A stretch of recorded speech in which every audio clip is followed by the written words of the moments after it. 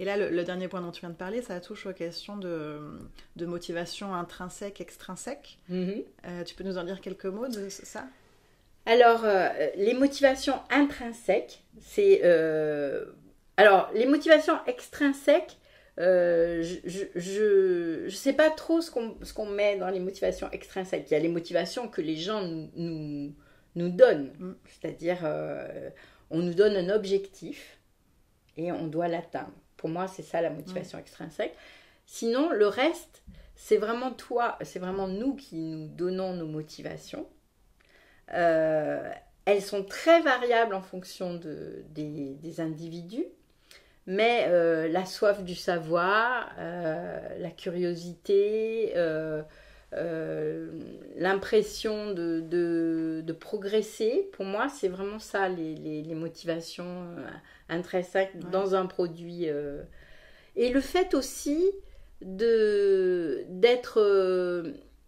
je pense qu'il y a... La motivation aussi, c'est ce dont je parlais tout à l'heure, c'est-à-dire que un utilisateur de base doit pouvoir à un moment donné se sentir en sécurité. Et puis de temps en temps, on le sort de sa zone de confort, mais il faut qu'il puisse quitter cette zone de confort sans être complètement démotivé par quelque chose de trop complexe. Je ne sais pas si j'ai répondu à ta question. Si, ouais, complètement. En fait, en motivation extrinsèque, tu pensais à... je me dis, en fait, dans le logiciel, effectivement, la motivation intrinsèque, on peut la mobiliser, comme tu le disais, en essayant de lisser la courbe d'apprentissage, de faire en sorte que les gens ils soient de plus en plus performants dans l'utilisation du logiciel.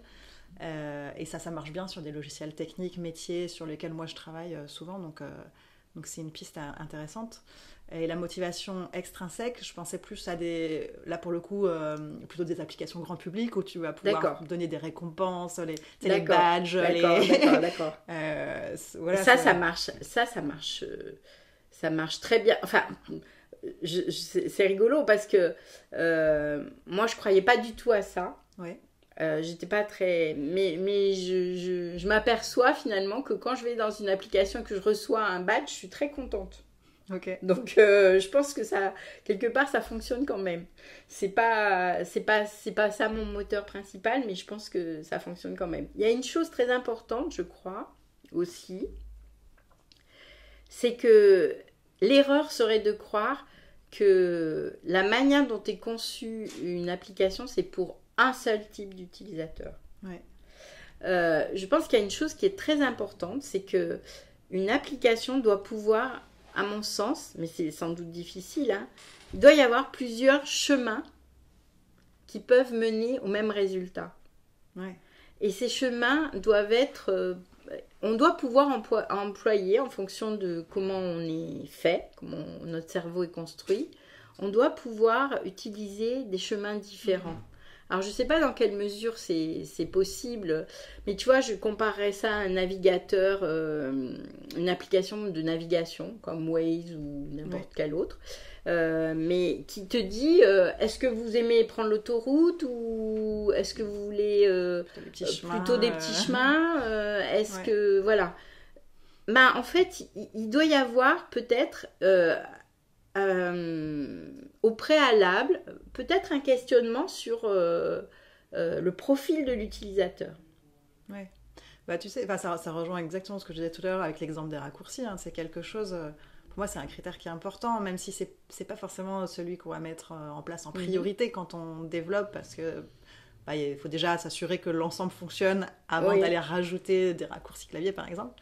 Mais quand on crée un raccourci clavier, ça va toujours être en complément d'une action qu'on peut généralement faire soit dans un menu, soit en clic droit. Et donc, tu as facilement 3 façons de faire la même chose, voire peut-être une 4e avec un gros bouton quelque part, sans passer par les menus en haut. Donc, c'est vachement important pour justement s'adapter au niveau des personnes et puis aux préférences, aux habitudes. Parce qu'il y en a qui vont préférer, qui vont avoir l'habitude de faire toujours clic droit. Il y en a qui préfèrent aller chercher dans les menus pour bien voir tout ce qui existe, avoir la vision complète. Donc c'est important effectivement d'avoir plusieurs chemins et c'est complètement possible. Et il y a autre chose aussi, moi je vois quand je me connecte à une nouvelle application,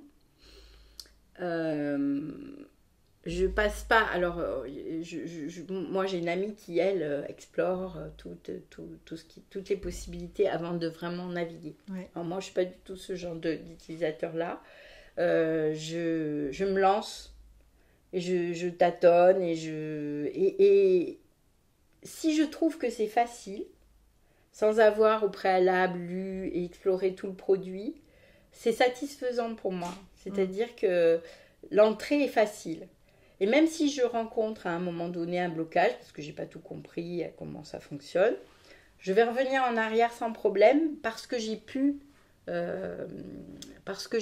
entrer quand même dans le système et me balader un peu. Ouais. Le plus rédhibitoire pour moi, c'est d'arriver sur un site ou sur une application et d'être obligé de lire des quantités de choses pour pouvoir rentrer dans le jeu, quoi. Ouais, moi c'est pareil. Ouais. J'ai besoin d'entrer vite dans le Voilà, vif du dans le sujet. vif du sujet, voilà. Puis advienne que pourra, quoi. Voilà. Sinon, je vais aller lire des livres à la Ouais. limite. Mais d'ailleurs, ça me fait penser, c'est un autre critère qui est important aussi, c'est le fait d'apporter l'information au bon moment. Comment il s'appelle? Ouais, décidément, les noms des critères, c'est pas ma spécialité. Mais en gros, je me demande si c'est pas la notion de charge de travail, finalement. Charge de travail. Donc si on met toutes les infos sur les écrans d'accueil, on sait qu'on surcharge cognitivement la personne. Exactement. Et du coup, comme tu disais tout à l'heure, elle sait pas trop où aller, elle va piocher des informations, mais elle va pas tout lire. Sauf certaines personnalités qui vont avoir, je sais pas, l'envie de lire toutes les choses dans l'ordre, mais je pense que c'est pas la majorité des gens. Non. Et c'est beaucoup plus pertinent d'avoir la bonne info, la bonne aide au moment où tu en as besoin. Donc c'est là toute la difficulté, c'est de comprendre le parcours utilisateur de la plupart des gens et l'aide et contextuelle, savoir en fait. à quel moment ils vont avoir besoin de cette Mm. info-là. Mais quand on y arrive, c'est sûr que c'est beaucoup mieux. Ouais. Et je vois, j'ai travaillé un petit peu avec une jeune femme là pour refaire le site du GDR Oui. Mémoire. Et en fait, au départ, moi, mon idée, c'était que sur la première page, tout le monde pouvait trouver l'info sur n'importe quoi. C'est-à-dire qu'il y avait toutes les entrées étaient sur la première page. Ouais. Et ensuite, on approfondissait en fonction de... Et elle m'a proposé quelque chose de complètement différent, en fait. Elle m'a proposé d'entrer par des choses qui éveillent l'intérêt et qui sont peu nombreuses, finalement un petit nombre d'entrées, Ouais. mais qui au final t'emmènent toujours vers les mêmes infos. Mais c'est fait de façon à ce que quand tu abordes la page, il y a 5 choses. Mhm. Et en naviguant au travers de ces 5 choses, tu vas pouvoir découvrir l'intégralité des informations que les gens viennent chercher sur ce site. D'accord. Et vraiment, au départ, je n'étais pas convaincue. Ouais. Je me suis dit, non, mais là, les gens, ils arrivent, ils ont besoin de savoir quelles sont les conférences qui vont avoir lieu. Et si tu n'as pas un bouton pour les conférences, et elle me dit, oui, mais ça, c'est les gens qui connaissent déjà ce site et qui, voilà, eux, ils vont chercher ce bouton-là. Mais si quelqu'un vient sur ce site, c'est quand même mieux qu'il découvre de quoi il est question et qu'ensuite, il s'aperçoive qu'il peut suivre des conférences. Donc, tu as éveillé son intérêt et il a poursuivi plus loin et il a découvert d'autres éléments du site. Et je pense que c'est pas du tout... moi, j'ai beau savoir comment fonctionne le cerveau, je pense qu'il faut se poser les questions avec une application derrière pour pouvoir justement répondre de manière pertinente, en fait. Okay. Donc, c'est exactement ce que tu fais. C'est mon métier, ouais. Et si on revient un tout petit peu sur l'histoire des récompenses, du coup, tout ce qui est récompense, ça va stimuler la motivation qui, elle, renforce l'encodage, c'est ça? Oui, tout à fait. C'est-à-dire qu'on a dans le cerveau un système qui s'appelle le reward system, donc le système de récompense, et qui va créer une espèce de boucle. C'est ce même système de récompense qui nous fait aussi tomber dans les addictions. Hein. Oui. Donc, même si c'est pas ce que tu fais, mais par exemple l'addiction aux jeux vidéo ou l'addiction même à certaines applications, c'est aussi lié à ce système de récompense qui finit par nous mettre dans un état de dépendance aussi. C'est-à-dire, et la dopamine, c'est un truc, c'est un peu comme une drogue. C'est-à-dire que plus le cerveau en reçoit, plus il en veut. Oui. Donc, ça, c'est important à comprendre parce que ça veut dire que au bout d'un moment, la satisfaction qui a été procurée, qui était grande au début, va baisser. Et il faudra toujours plus de choses. Oui. D'où l'importance d'avoir cette évolution du produit en fonction du temps d'utilisation. Et ça peut devenir à un point tel que cette boucle, elle produit un comportement addictif qui fait qu'on a tout le temps envie de ressentir cette récompense et que on revient sur ces applications. Les réseaux sociaux, c'est... Oui, c'est vrai. On a parlé tout à l'heure des badges. C'est la version gentillette de la récompense. Moi, je pensais... mon fils, quand il avait peut-être 2-3 ans, il avait beaucoup de mal à se motiver à se laver les dents. Et on avait trouvé une application où c'est un truc en réalité augmentée. Donc, il y avait la caméra. Il se voit dessus. Il a un chapeau qui est dessiné, tu vois. Ouais. Un chapeau Pokémon. Alors, il connaissait pas du tout les Pokémon à l'époque. Mais en tout cas, c'était rigolo parce qu'il avait un chapeau sur la tête ou des lunettes de soleil alors qu'en vrai, il les a pas. Et puis, il brosse ses dents et en fonction de... je ne sais pas exactement qu'est-ce qui est détecté, mais il y a bien le mouvement qui est détecté parce que s'il arrête, ça dit vas-y, recommence. D'accord. Il y a le minuteur. Et à la fin, s'il a bien brossé ses dents, il gagne un petit Pokémon. Il a sa collection de Pokémon sur l'application. D'accord. Et ça nous a vraiment aidé à sortir de cette situation conflictuelle, tu vois, où tous les soirs, tous les matins, c'était allez, il faut laver les dents. Il ne voulait pas. Et donc, ce côté... petite récompense comme ça, et puis dans un cadre, on va pas se laver les dents 10 fois par jour. D'ailleurs, je crois que si l'enfant veut enchaîner pour en gagner un autre, ça lui dit non, il faut attendre plusieurs heures avant de te laver les dents. Voilà, donc, laver les dents. Mais du coup, c'est vrai qu'on n'a pas parlé du tout de tout ce qui est... On vient d'en parler, mais on n'en avait pas parlé au départ, tout ce qui est récompense sociale.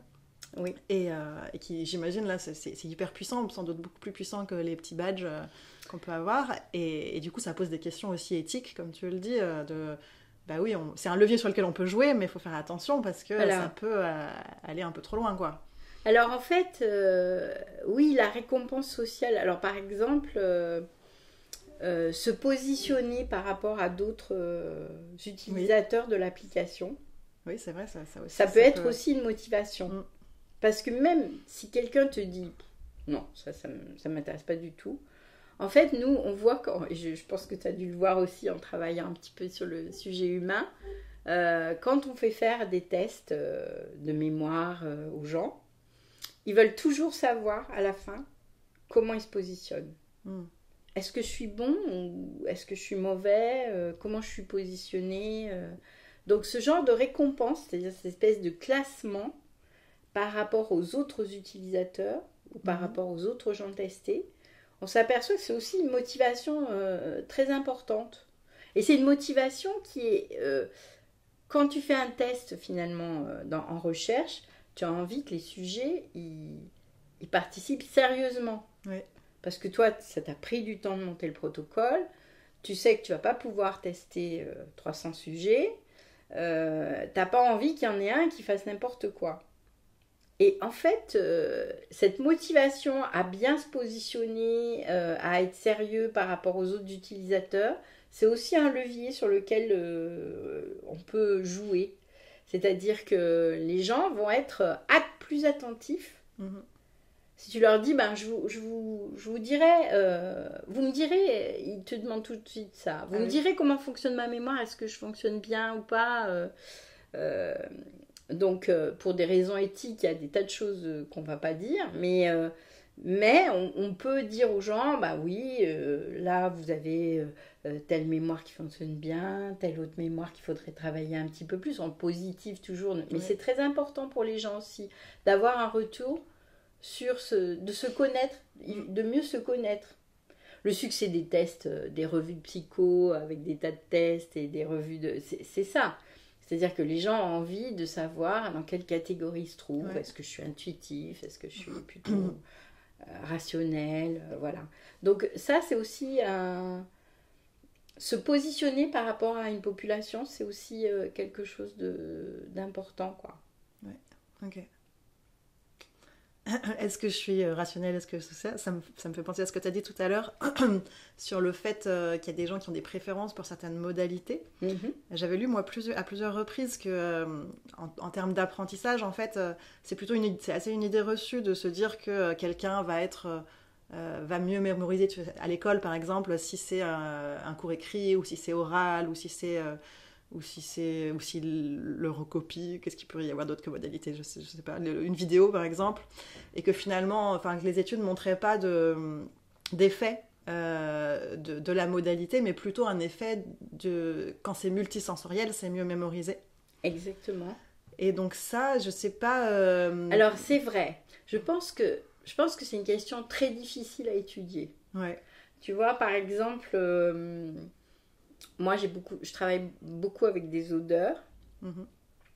Donc, quand je demande aux gens de reconnaître des odeurs, je leur présente un petit flacon. Tous les flacons sont les mêmes.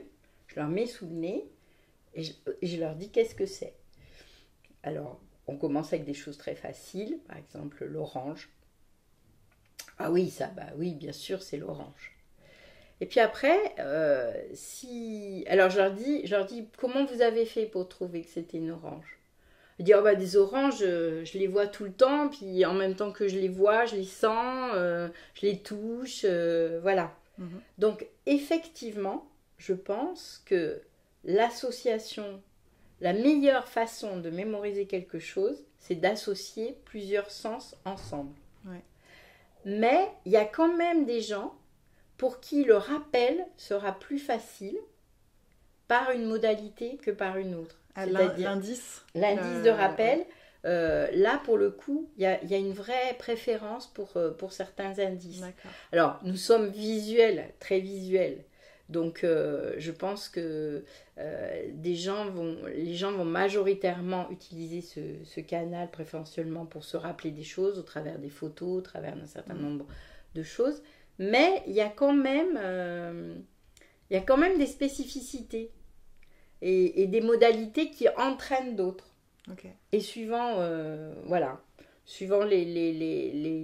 les sens, ça peut être différent. Mais par contre, je crois que c'est une question qui est difficile à étudier parce que tu ne peux pas dissocier chez l'homme, en tout cas, c'est différent qu'à nos sensoriels. C'est difficile de les dissocier. Parce que même si j'essaye de faire travailler ta mémoire olfactive, tu vas passer par des images mentales visuelles.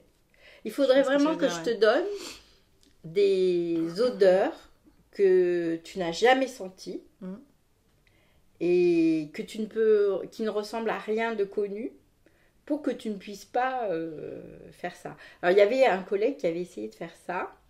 Il avait utilisé des mélanges fournis par des parfumeurs, mais qui n'étaient pas des parfums connus, qui étaient des ébauches et des choses comme ça.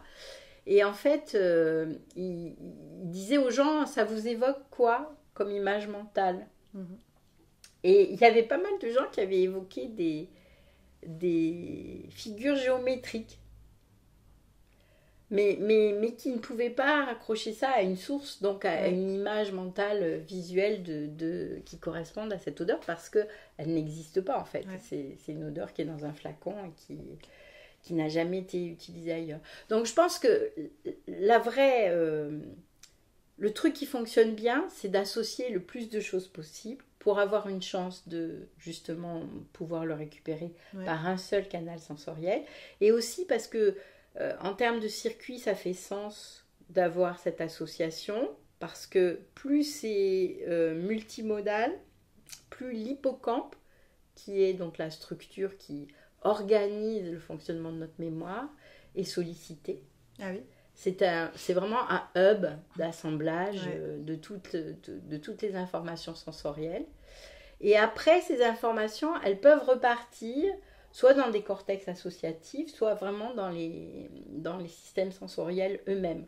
Okay. Et c'est pour ça qu'on peut re-rentrer ensuite, qu'on peut refaire le chemin inverse, et en rentrant par une odeur, on peut retrouver l'image d'une orange, par exemple. Ah oui. Parce que, justement, l'association a été faite. Donc, tu rentres par l'odeur, tu rééveilles une représentation que l'hippocampe réassemble et qui te conduit vers une autre perception, vers une image au lieu de l'odeur de départ. Okay. Mais c'est très important, c'est vrai, d'associer. La mémoire est associative. Et même quand tu parlais tout à l'heure du côté une expérience mémorable, c'est avoir associé tous les éléments de l'expérience à quelque chose de négatif ou de positif.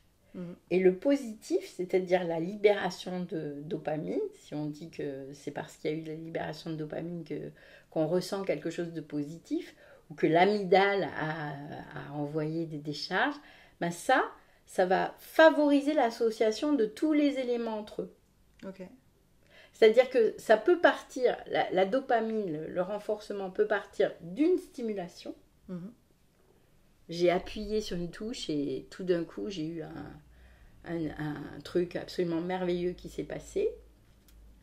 Dans un premier temps, j'associe cette action avec le renforcement positif. Mais au fur et à mesure, c'est tout le contexte qui va devenir positif. C'est toute l'expérience du produit qui va devenir positif au départ de cette association. Ouais. Je ne sais pas si je suis claire. Si, ouais. Et ça me fait penser, on l'a évoqué, mais on n'a pas utilisé ce terme-là, mais à l'apprentissage par renforcement. Oui. On l'a évoqué en disant, on devient de meilleur en meilleur, on s'améliore en expertise.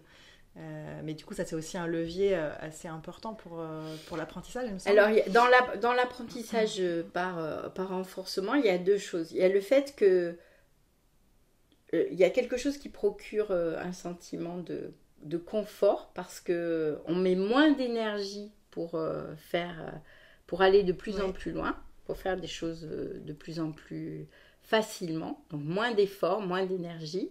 Et ça, c'est positif pour le cerveau, parce que c'est un calculateur, le cerveau, il calcule toujours, il faut que je dépense le moins d'énergie possible, parce que j'ai plein de choses à faire. Et puis, il y a, d'un point de vue un peu plus global, il y a quand même la satisfaction d'avoir appris quelque chose sur lequel on peut capitaliser. Donc, c'est aussi le cerveau qui fait ça, mais ça peut être deux circuits un peu différents qui travaillent de ce point de vue-là. Ouais. Je suis renforcée parce que par rapport à la dernière fois, avant il m'a fallu 3 clics pour trouver ce que je voulais faire.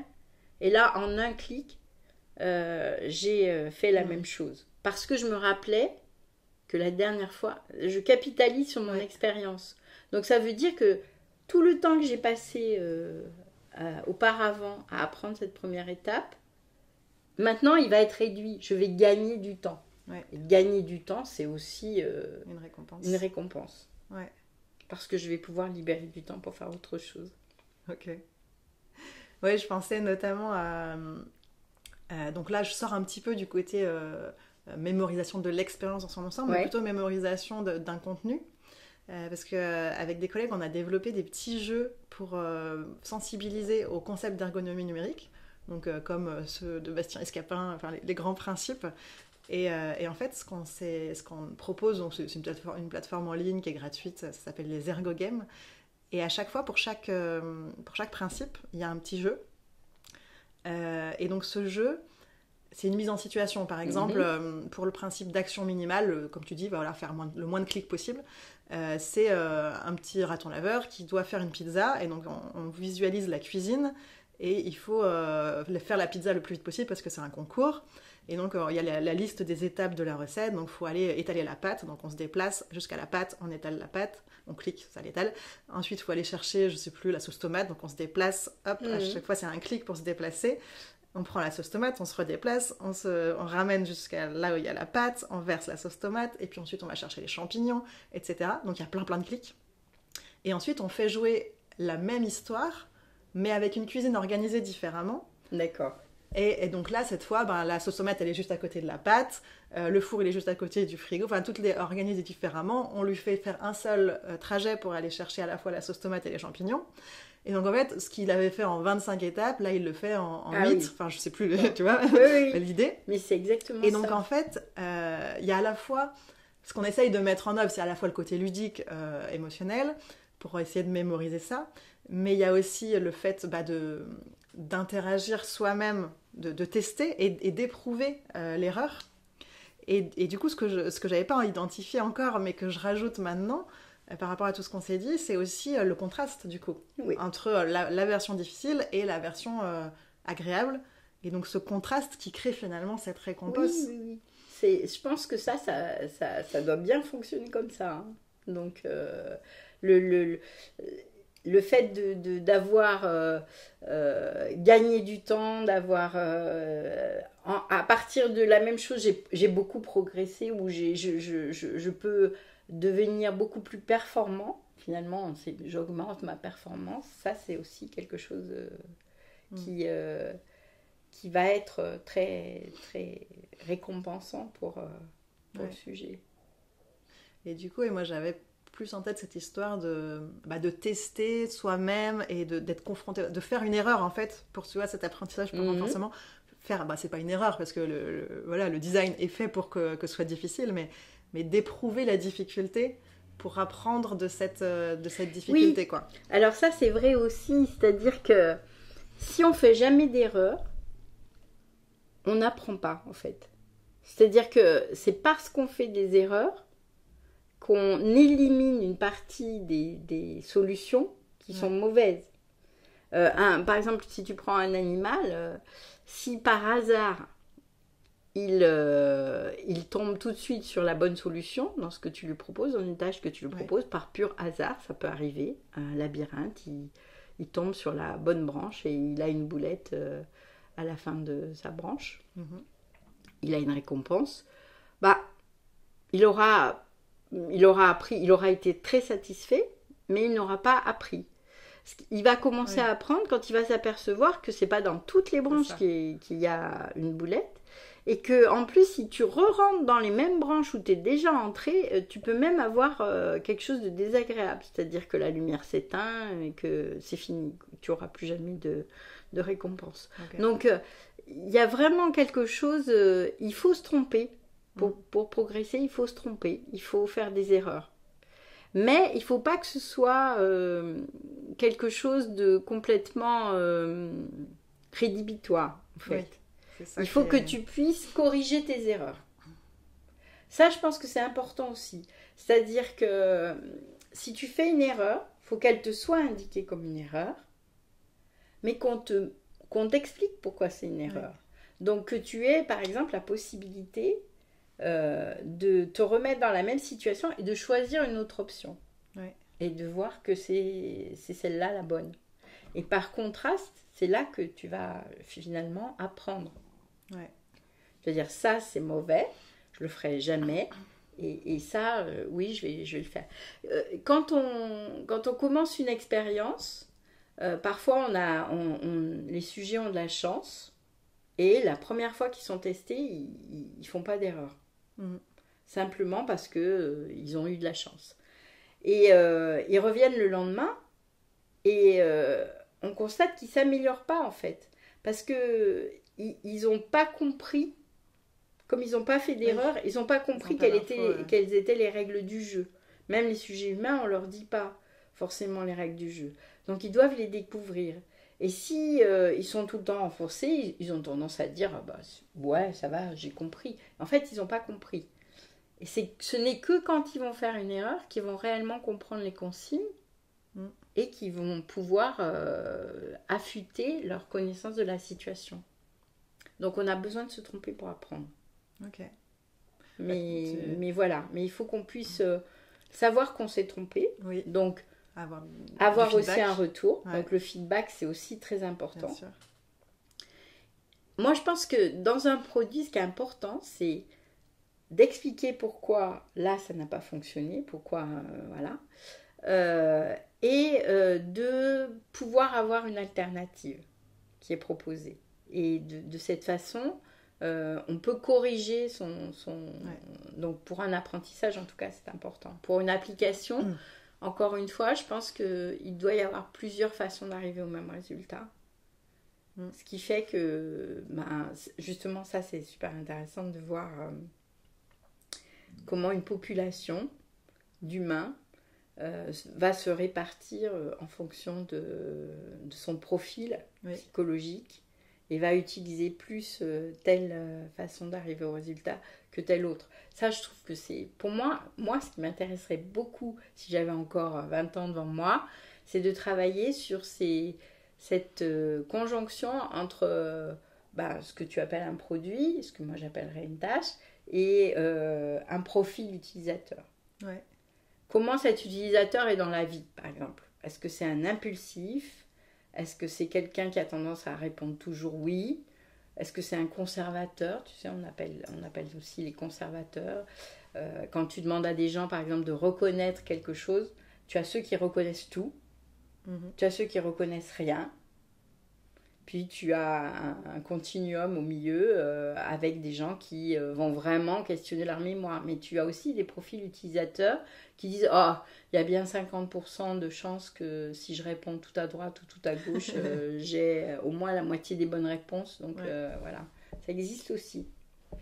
Okay. Donc c'est vrai que vous, en termes d'application, de conception de logiciels, vous avez à vous confronter aussi à ces profils utilisateurs. Oui, et puis c'est vrai que alors, autant on ne peut pas imaginer des scénarios adaptés pour chaque personnalité, mais par contre ce qu'on peut faire c'est aller creuser un petit peu, même beaucoup, hein, c'est une grande part de mon métier, d'aller comprendre qui sont nos utilisateurs et si c'est une population particulière, par exemple une application à destination des adolescents, adapter à peut-être, je ne sais pas s'il y a des traits de personnalité qui sont plus prédominants dans la population adolescente, j'en sais rien, mais si c'était le cas, on pourrait en tout cas essayer d'adapter dans ce sens-là, quoi. Tu as les preneurs de risques, c'est connu ça. Ouais. Ça existe chez l'animal et ça existe chez l'homme. C'est-à-dire que tu as des gens qui vont prendre des risques. Ouais. Et puis tu en as d'autres qui au contraire vont avoir une attitude beaucoup plus sécurisante et sécurisée de façon à ne pas prendre de risques. Du coup, si on revient à ce qu'on disait au début, peut-être que le côté élément nouveau, surprise, on peut se permettre d'en avoir plus chez une population preneuse de risques. Exactement. On fait une étude en ce moment au musée Loudounou. Donc, on fait visiter une expo temporaire et on regarde ce que les gens gardent de cette expo. Oui. Et donc on fait des entretiens et ensuite on fait un questionnaire de mémoire après la visite de l'expo où on va montrer soit l'objet en contexte, soit un détail du contexte lui-même. Et on demande aux gens, est-ce que vous avez vu ça ou dans l'expo ou pas? Est-ce que vous vous en rappelez à cause de la vision centrale de l'objet ou est-ce que vous en rappelez à cause du contexte? Ouais. Évidemment, il y a des distracteurs qui sont pris dans d'autres musées ou d'autres... voilà. Et c'est incroyable de voir la diversité des gens, quoi. Comment les gens construisent leurs souvenirs. C'est-à-dire qu'il y a des gens qui sont très attentifs au contexte et qui sont incapables presque de... Ils ont fait plus attention finalement aux murs sur lesquels les œuvres étaient exposées, plus qu'aux œuvres. Il y a des gens qui ont été sensibles à des dispositifs immersifs et d'autres qui ont été sensibles plutôt à des objets qu'ils pouvaient manipuler. Okay. Donc, tu as comme ça plusieurs types d'expériences sur une visite de musée. Oui. Et tu auras envie de savoir, donc on creuse un petit peu, il y a un petit questionnaire plus personnel sur leur expérience des musées, et on s'aperçoit que les gens qui ont déjà un capital de familiarité avec les musées sont des gens qui connaissent les codes, en gros, des musées, et donc qui vont savoir où aller chercher l'information, et du coup, qui vont avoir une expérience plus mémorable, c'est-à-dire qui vont se rappeler de plus de choses. Ouais. Et je pense que ça peut être un peu ça aussi pour les produits que vous fabriquez, c'est-à-dire que je pense que on construit dans son cerveau des schémas d'utilisation. Si je n'ai jamais utilisé une application, je vais avoir du mal à rentrer dedans, je ne vais pas connaître les codes, je ne vais pas savoir qu'un menu, c'est les trois petites ça, lignes. ouais. Voilà, si je mets ma maman devant mon téléphone face à une application, elle va se demander quelle est la signification de tout ça. Ouais. Si je mets mon fils, par contre, lui, il connaît tous les codes de toutes les applications, donc il va rentrer beaucoup plus facilement. Donc il y a aussi ça, c'est-à-dire à qui on s'adresse finalement. Est-ce qu'on s'adresse à des gens qui ont un profil d'utilisateur et qui ont construit ces schémas, et à ce moment-là, je peux capitaliser sur ces schémas qu'ils ont construits pour finalement favoriser la mémorabilité de l'expérience, ou bien est-ce que je m'adresse à des gens qui sont plutôt néophytes, et pour qui il va falloir être un peu plus... Je me dis toujours, quand quelqu'un conçoit une application, je me dis, certaines applications, très grand public, s'adressent à des gens qui n'ont peut-être jamais utilisé d'application. Donc c'est un peu plus difficile que si je m'adresse à des jeunes dont je sais qu'ils sont très consommateurs d'applications. C'est sûr. Donc ça, c'est l'expérience préalable. C'est un autre levier finalement dont on n'a pas parlé, mais qui est important. Notre cerveau, de nos expériences vécues, extrait une espèce de squelette d'expérience qu'il peut adapter à différentes situations similaires. Donc, il y a sans doute, même si je ne suis pas quelqu'un qui est tout le temps sur les applications, j'en utilise quand même quelques-unes. Dans mon cerveau, j'ai dû fabriquer un schéma, ce qu'on appelle la mémoire schématique, c'est encore une forme de mémoire, qui me permet de savoir que les 3 petits traits, c'est le menu, de me savoir que dans certaines applications, j'ai déjà rencontré ça. Et ça, c'est aussi un levier. Mais qui s'adapte en fonction de à qui s'adresse l'application. Tu vas rire, mais c'est encore un critère de Bastien Escapin. Et je ne l'ai pas dit tout à l'heure, mais la gestion des erreurs aussi en est un. Et celui-là, en fait, effectivement, c'est le respect des normes et des codes. Oui, voilà, c'est ça. Et ça me fait penser à un logiciel sur lequel j'avais travaillé. C'était à destination de chercheurs en électrochimie. Et quelque chose d'important, c'était de respecter les conventions, en fait, sur les unités, tout simplement. Parce que par défaut, alors je ne sais plus qu'est-ce qu'on avait mis, mais c'était celle que peut-être que moi j'aurais utilisée naturellement, mais en fait c'est pas les conventions internationales, et du coup on a changé les unités pour que ça, parce qu'en fait dans le milieu de la recherche on travaille avec les conventions internationales, et du coup il fallait que ce soit les bonnes unités, et pour que les gens comprennent de quoi on parle, quoi, tout simplement. Et donc oui, ça c'est quelque chose d'hyper important, évidemment. Après, comme tu le dis, il y a cette notion de... selon le public, ça peut être pas les mêmes codes. Et puis il y a des publics qui n'ont pas les codes du numérique. Tout à fait. Donc là, il faut vraiment les accompagner avec beaucoup d'aide, beaucoup d'explicitation. Tu parlais tout à l'heure des 3 petites barres pour le menu. Moi, quand je crée une application, j'écris toujours en petit dessus « menu ». Parce qu'on ne sait jamais en fait qui va l'utiliser. Et je crois même qu'il y a une étude qui avait montré que même pour des gens qui ont l'habitude d'utiliser des applications, en fait, s'il y a écrit menu dessus, ils sont plus rapides, où il y a moins d'erreurs. Je ne sais plus quelle était la mesure qui était faite, mais ça fonctionnait mieux, quoi. D'accord. Même par rapport à juste les 3 petites barres, ou par rapport à écrit juste menu en gros, en fait, associer les deux, c'était ce qui fonctionnait le mieux. Donc, Mais tu vois, par exemple, au musée, si on a commencé cette collaboration, c'est justement parce que en fait, il y avait une nouvelle directrice qui arrivait, et elle avait envie un petit peu de changer la façon de fonctionner, qu'elle trouvait un peu poussiéreuse. Et surtout, ce qui la navrait, c'était que quand les gens venaient au musée, ils disaient que la seule chose dont ils se rappelaient, c'est qu'il y avait un escalier en forme d'hélice en béton brut. Pour quelqu'un qui a mis toute son énergie dans la conception d'une expo, oui, c'est déprimant. C'est déprimant. À travailler pendant des mois à concevoir une expo, tu questionnes les gens à la sortie, qu'est-ce qui vous a frappé ? Ah, c'est la structure, l'architecture du musée, c'est vraiment... donc ça veut dire que l'expo était nulle ? Non. Donc on l'a rassuré sur le point que les expos étaient très intéressantes, mais que actuellement, l'architecture prenait beaucoup de place dans la mémorabilité de la visite du musée. Oui, si elle est très originale, on en revient Voilà. à ce qu'on disait au début, c'est la nouveauté et c'est ça qui nous Et marque. pour la petite histoire, paradoxalement, ce musée est enterré dans la colline parce que l'architecte voulait que l'architecture ne soit pas l'élément prégnant du musée. Mince. Il voulait s'effacer derrière les D'accord. œuvres. Et je pense que Raté. pour l'instant, c'est un petit peu raté. Mais donc, cette dame, elle a vraiment une vision. Elle essaye d'ouvrir le musée à un plus grand nombre de gens et de voir qu'est-ce qui peut favoriser justement, exactement comme vous le faites vous avec des applications, qu'est-ce qui peut rendre cette visite mémorable et qui peut permettre de tirer un message aussi, Oui. qui est le message que les commissaires d'expo veulent véhiculer. Donc on l'aide un petit peu par rapport à ça.